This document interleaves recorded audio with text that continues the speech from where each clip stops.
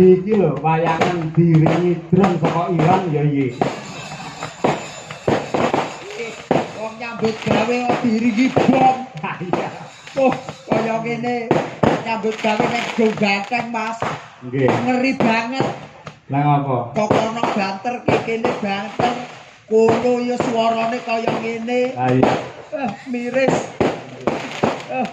Kayak iki sideme kapan, Mas? Iya.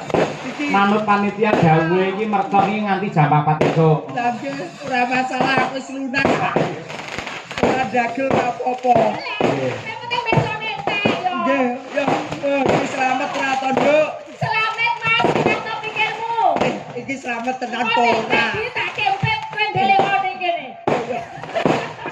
Iki selamat tenan po ora to, Mas? Selamat wis rahayu, wilujeng. Penak to pikirmu. Tonggo teko loro minggat. Ora Selamat Iki pakurmatan kagem panjenengan lho. Ya kurmat kancane lho keweden, Mas. Lah ngapa? Lah iki lak bledos ngegas kurang tek. Ya santen. Ora, awake dhewe iki malah diajari bersyukur marang Gusti ingkang nyipta jagat. Lah kok ngoten. Sing biasane perang kaya ngene iki lak Timur Tengah. Nggih, Iran, Israel musuh karo Amerika. Nggih. Upamane ning Indonesia nek perang kaya ngono, wayange tidak ada. piye nasib awak dhewe ning nganti wayang? Ya awake dhewe nasibe ya gur delak-delik nang jero gentong. Makane aja nganti ana kaya ngono ning kene ya Mas didongakne. Ayam tentrem, kartro-tro-tro lahardro. Katurora. Kartro-trem lan raharjo. Kabeh ayam trem-trem tentrem nyawiji gotong royong. Gotong royong. Ya ngono kuwi dongane, sing penting dongane, salah koto-koto wis biasa. Kata-kata. Rasa mendeli. Ya ora Aku ki nyawang kamu tuh pusing loh aku janjane. Lah nyapa? Motomu ning ndi ngono lho. Lha fotoku nang kene. Lah kan kalau gareng itu enggak tahu iku maniknya itu ning ndi ngono kan mumet aku len. Kowe pengen arep didoi manikku ngerti nggone piye? Piye Mas? Culeken. Kok nyambut gawe karo iki webel pindho ameng-ameng nyawa terus, Mas. Lah pancen ciri khas gareng niku lak kira, nggih ta tangane ceko, sikile gejik. Lah kok nek gareng ora gejik sikile piye maksude? Aku wis mari kok, Mas. Ngopo kok? Iki lho, wayang kulit sawangan iki lho. Sikile gejik iki lho. Tangane ceko, kira. Gareng wae pakem lek ngono kuwi. Ya wis aku tak gedeng. Cok kelingan, Ra. Lah kok njogo lapangan nganti tekan kene gejik bareng munggah panggung ora gejik ora ngono. Wong aku enek kono ora gejek kok Mas saiki usume. Lah apa? Lho bego lho wisan. Waduh. Kok kandhani kok paling boten ngeten iki nggih barokah ingkang kathah nggih Mbak Elisa. Iya, Mas. Saged sowan wonten laladan Kedung Banteng. Elok. Kena diarani tegese teng mriki Kedung Banteng ke kedunge wong seniman, kedunge wong budaya sak kutha Ponorogo. Iki kabeh iso seni kabeh. Elok. Mula kena diarani jenenge kene iki jenenge Desa Lepen Bison. Lepen bison, kok iso lepen bison? Kedung ki apa? Kedung Lepen. Bison. Panteng. Nah, Alah kok jadi tegese ayo kuwi Lepen Bison. Lepen bison kedung panteng. Kabeh do apal-apal ya Nduk ya. Neng transit nuwun sewu kula kali Mbak Elisa. Mbak Kasune ya nom-nom. Ya. Sing Mbah Wone ya nom-nom. Pak RT-ne nom-nom. Nom kabeh. Aku sing apal gur Mbah Kasun siji, Mas. Sapa? Pak Amin. Apa Pak Amin? Pak Amin ki kepala dusun Sekuwung ngono kok. Kok apal sampean? Alah aku rono kuwi tenan ping 3. Gareng. Alah ya tuku kopi to, Mas. Nggih. Nadyanto Mbak Lisa sampun dangu sanget Dung Banteng menika mboten wayangan. Ning menika sampun menjadi cita-cita warga masyarakat akhirnya bisa terwujud pada malam hari ini. Dengan presani sak lapangan penuh kaya ngoten niku Dung Banteng. Banget tumplek-blek aku ra iso melebu tadi sampai parkir nih waduh. Kita di mau masuk sini kudu biak nonton kuwi saking kebake tumplek-blek. Tumplek blek. Ya, Tumplek Black. Ya, tumplek black itu sampai banyak saking banyaknya penonton. Penonton. Makanya tak dongake Mas. Ya, dongake, Mbak. Kene dongake. Warga masyarakat sedoyo lan sapa kemawon sing ngumpul wis ningali nonton pertunjukan Ringgit Wajucul dalu menika. Gareng. Apa? Aku krungu omongan Elisa suwi-suwi kok asam lambung to. Aku ora mau gerak asam lambung, Mas. Stresku kumat. Pak Cahyo tahu enggak? Enggak tahu. Enggak tahu. Pantes enggak tahu. Karena jodoh tuh emang enggak ada yang tahu. Dek Rene, kowe jarak aku. Rene. Sah, ora sangalih Rene sik. Nggih. Kono. Rene sik. Kono. Aku romei Rene ayo. Kono melu bapakmu kono. Melu kono. Piye. Izin Bu. Halah ora saiki. Bukan sini yang ini santai gitu loh. Kon. Gini, sampe ngomong piye mau? Jodoh piye? Aku kan tanya, kan tadi aku ngomong. Terus Pak Cahyo nggak tahu. Nggak tahu. Pantes nggak tahu soalnya jodoh emang nggak ada yang tahu. Yang tahu siapa? Yang tahu sih Maha Kuwasa. Tuhan Yang Maha Esa. Yo. Itulah keagungan Tuhan Yang Maha Esa. Apa dhewe kudu bersyukur. Apa wae saka pucuk rambut jempol sikil ditata kanthi apik. Jari iki lho, Mbak. Nggih. Driji wae digawe pisah-pisah ngene, ora mlumpuk dadi siji. Lah mlumpuk nggih mangan angel to. Angel. Lah, ngopo sebabe jari iki digawe pisah-pisah ngene? Apa Pak sebabe? Denor ini, meniso ngene lho dadi. Pak Cahyo, bentar. Aku iso sulapan. Sulapan piye? Aku iso gawe parfum, ngono. Pak Cahyo seneng wangi apa? Wangi strawberry. Strawberry ya. Iya, 1, 2, 3. Nah, coba dibau. Wangine apa? Ora nek wangine apa-apa. Alah, delok. Nah, alah strawberry ka. Reng. Ngomongi. Iki rata isui 7 dino. Cobi jajal kula ambune Mas, cobi Mas. Nek jenengan mau ambune napa? Strawberry. Strawberry jajal. Oh iya. Apa? Lah kok pesing ngene to. Kok malah pesing ra ngono. Ora sia-sia lho ini dalang idolaku. Pak Cahyo ku tadi. Ayo.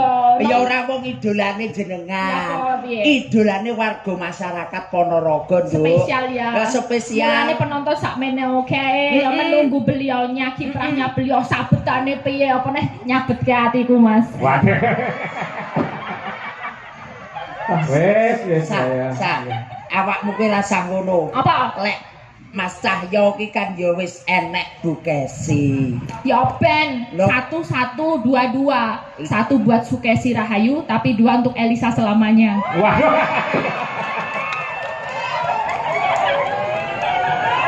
Aduh, becari saya nekat ya. Bareng kulino ngejim saya nekat deh kalian. Ayo. Kowe upamane dadi bojo sing kedua ya isih tetep tresno karo Pak Cahyo. Alah ya jelas tresno dino cacahe piro?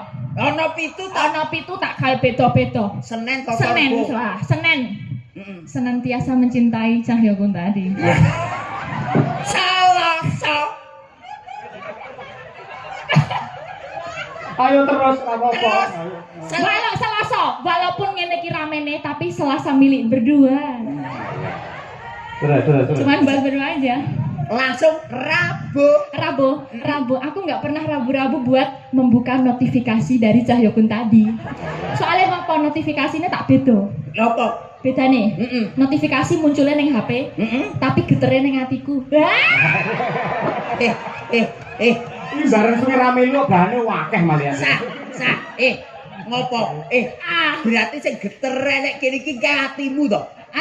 Sing geter hati iki ning kene kok ning kene. Iki mau Rebo, bar ngono Kamis.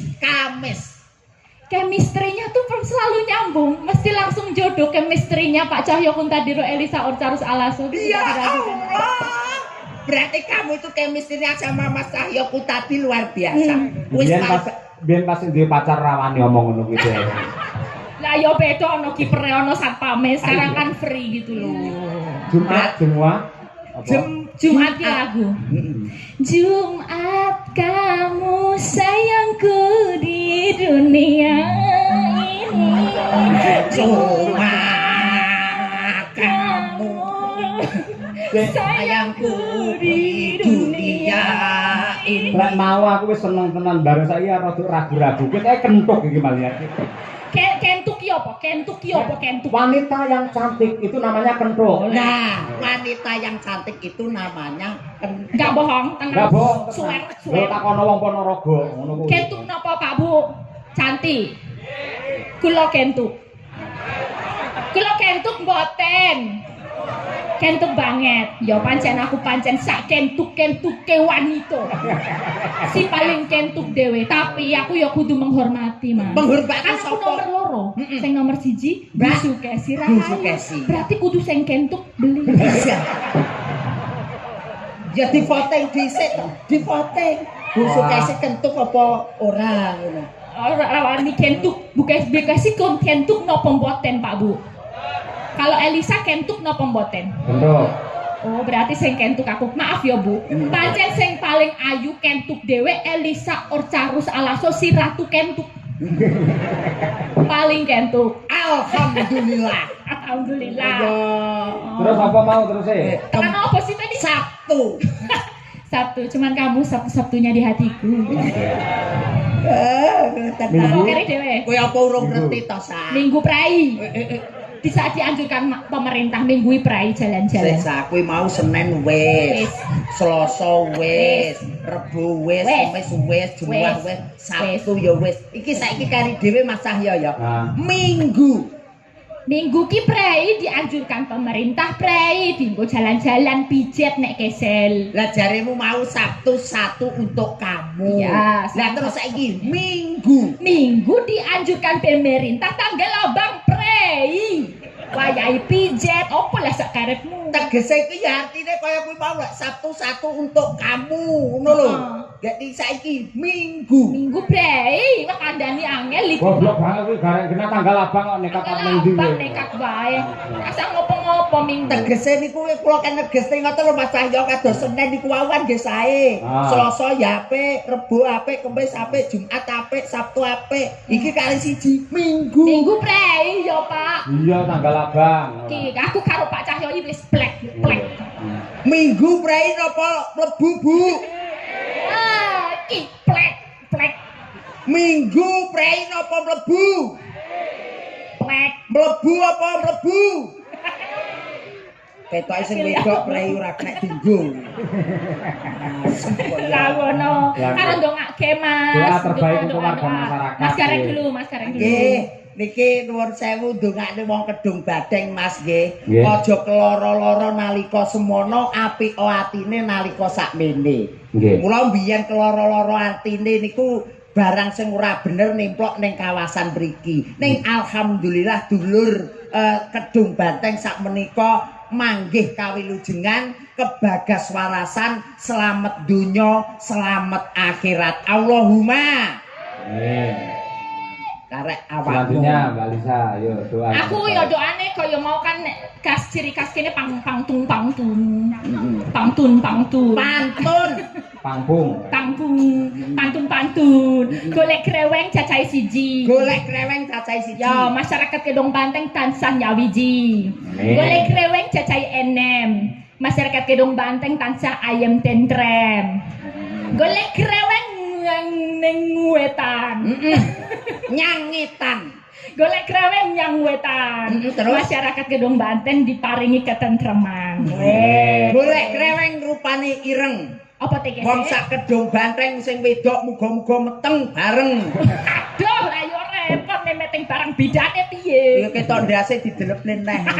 Kanjok ngono ra. Ngoten-ngoten. Niki lho spesial niki Mbak Elisa. Nggih. Iki wonten Awolo. Nggih. Ngatur ki dalang Cahya Kuntadi saha grup Madangkara. Kula nyuwun gending Mawar Kuning dari Mbak Elisa. Nggih, dan lagu Bersih Desa.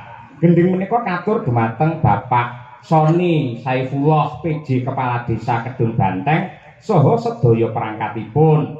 Ketua Panitia Bersih Desa Kedung Banteng Bapak Haji Karsono saha sedaya panitia. Nggih.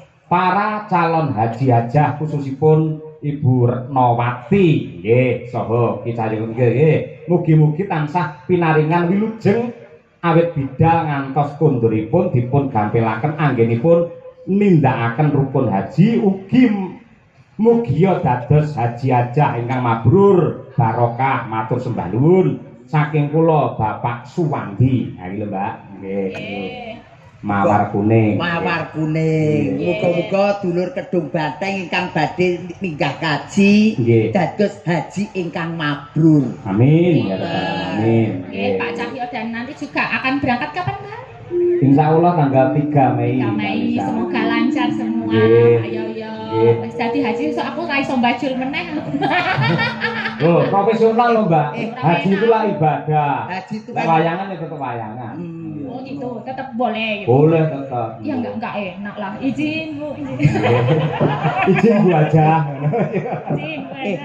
iki ngomong kok ngono ki somong nang mbok wek iki lho. Lah kan aku juga dula besti juga lah. Nggih, Iya. Lan kula anu Mbak Lisa nyuwun pangapunten dumateng sedaya para warga masyarakat ing Ponorogo sedaya kemawon kalebet ingkang ngejot kula ing bulan Mei mboten saged kula tampi.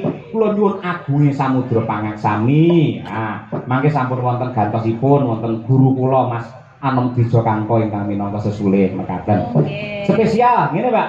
Bu Kesi, ayo karo anu Mbok Nom Bu Kesi. Ayo iki. Oh, Iki duet wong loro mantap lho Rek. nggih ngeten iki lho, wong ngeten iki jarang sanget lho Mas Cahyo. Lah iya. Biasane ndek bojo loro ki sing sitok ijir-ijiran bae ngoten. Heeh. Ning nggih bengi iki muga-muga ora. Iya. Yo ngano Mas aku yo deg-degan ini padha wae. Ya awakmu deg-degan iki kene kudu nesune nggo